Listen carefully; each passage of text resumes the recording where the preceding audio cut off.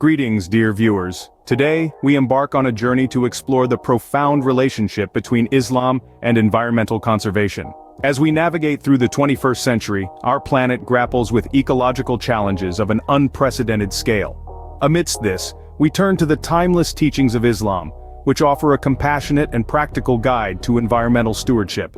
In the upcoming segments, we will delve into the concept of stewardship, or khilafah, as it is known in Islam, the respect Islam teaches for all creation, and the sustainable use of resources it advocates. We will also discuss the Islamic prohibition of waste, the importance of water conservation, the encouragement to plant trees and vegetation, and finally, the accountability every individual holds for their actions towards the environment on the Day of Judgment. In a world facing unprecedented ecological challenges, the teachings of Islam provide a timeless and compassionate guide on how to be responsible stewards of the earth. Let's start with a core principle in Islam, the concept of stewardship, or khilafah. This term, stemming from the Arabic root meaning to succeed, is a powerful cornerstone in Islam's environmental ethics. It conveys the belief that humanity has been divinely appointed as custodians of the earth. We as humans are not owners of this planet but rather trustees, tasked with maintaining its equilibrium and safeguarding its resources for those who will come after us. This idea of stewardship is deeply rooted in Islamic teachings. It's a reminder that we are part of a grand, interconnected ecosystem, not separate or superior to it. We share this planet with numerous species, each playing a vital role in maintaining the balance of nature. Our duty, as outlined in the Quran and Hadith, is to respect this divine balance and avoid causing disruption or harm. Now, stewardship isn't just about preserving the environment. It's also about ensuring equitable resource distribution. Islam strongly advocates for justice and fairness, and this extends to how we use and share the Earth's resources. It's our responsibility as stewards to ensure that these resources are not monopolized or depleted, but rather are used sustainably and preserved for future generations. But what happens when this balance is disrupted? When resources are wasted, ecosystems are damaged, and species are driven to extinction? Well, Islam has an answer for that too. It teaches that we will be held accountable for our actions, and failing in our duty as stewards of the earth is no exception. The Day of Judgment, as per Islamic belief, is a day when every individual will be asked about their deeds, including how they treated the environment. So, in essence, Islam places a strong emphasis on our role as custodians, entrusted with the responsibility of preserving this planet. It's a call for us to live consciously, responsibly, and sustainably, recognizing the interconnectedness of all life and the divine wisdom in nature's balance. In the next scene, we'll dive deeper into how this respect for creation translates into sustainable resource use. Stay tuned. Moving forward, Islam teaches respect for all creation and advocates for sustainable resource use.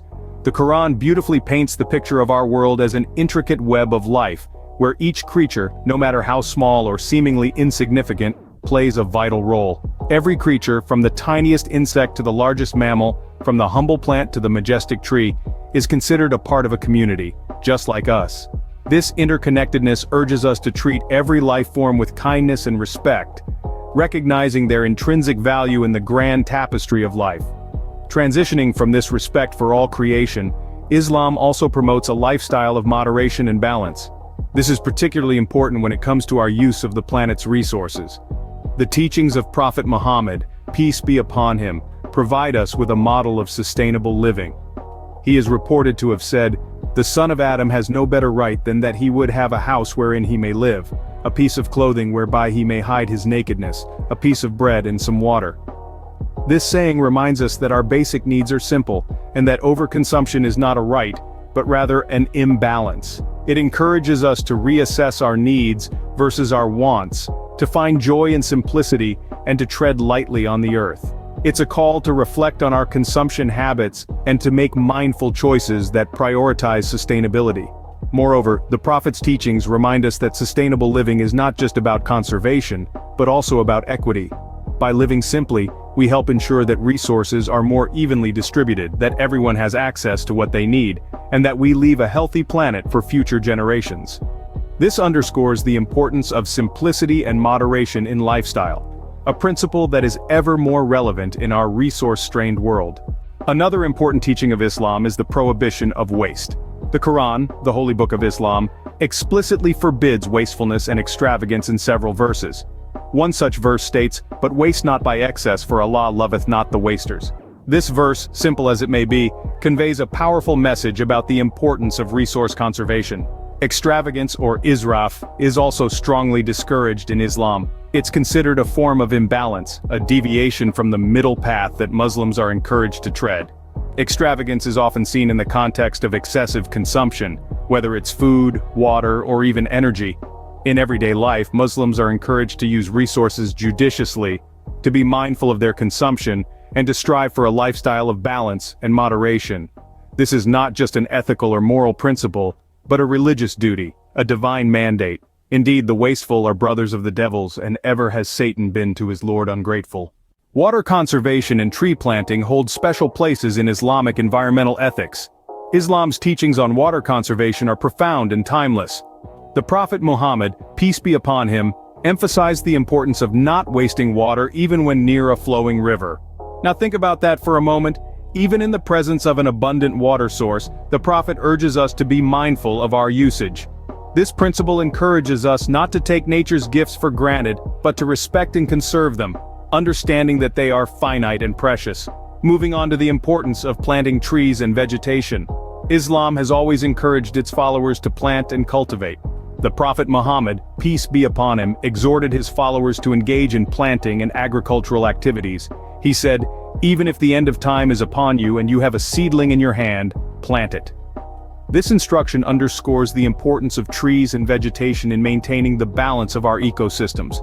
But it's not only about maintaining balance. Planting a tree or sowing seeds in Islam is considered an act of ongoing charity. Each time a bird, a person, or an animal benefits from that tree or crop, the planter receives a reward. It's a beautiful way of linking our actions in this world with their spiritual consequences. So let's imagine this. Every tree you plant is a gift that keeps on giving. Every leaf, every fruit, every shade it provides is a contribution to life, a testament to your stewardship of the earth. And each of these contributions is a charitable act, earning you spiritual rewards. In conclusion, the teachings of Islam on water conservation and tree planting are not just about environmental stewardship. They are about creating a sustainable world, a balanced ecosystem, and a spiritually rewarding life. If a Muslim plants a tree or sows seeds, and then a bird, or a person or an animal eats from it, it is regarded as a charitable gift, sadaqah. Let's remember this profound wisdom as we strive to be better stewards of our planet and better servants of our Creator. Finally, Islam emphasizes accountability for our actions, including how we treat the environment. It is a profound notion that every action we take, every resource we use, and every decision we make in relation to our environment is being observed, recorded, and will be accounted for on the Day of Judgment. This is not about creating a sense of fear, but rather cultivating a sense of responsibility and thoughtfulness. Muslims believe that they are answerable to Allah for their actions, and this includes their stewardship of the earth and its resources. This belief serves as a powerful motivator for Muslims to live in harmony with nature, to conserve resources, and to treat all of creation with respect and kindness. It reminds us that we are not just accountable to ourselves or our generation, but to all of creation and to our Creator. So every action we take towards the environment today has implications for our life hereafter. This fosters a deep sense of responsibility towards the earth. In conclusion, Islam's perspective on environmental conservation is rooted in a deep sense of responsibility, respect, and balance. We've explored how stewardship, or khilafah, is a central tenet of Islam, instilling in believers a profound sense of duty to maintain the earth's delicate balance. We've looked at the rich tapestry of creation, a divine manifestation of wisdom and mercy, and the importance of treating all creatures with compassion. We've delved into the Islamic principles of sustainable resource use and the prohibition of waste, both indicative of a mindful, moderate lifestyle.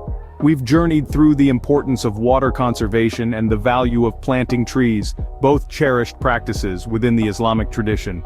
And finally, we've considered the Day of Judgment, a powerful reminder that our actions towards the earth and its resources bear weight in the grand scheme of things. May our actions be guided by the wisdom and compassion embedded in the teachings of Islam.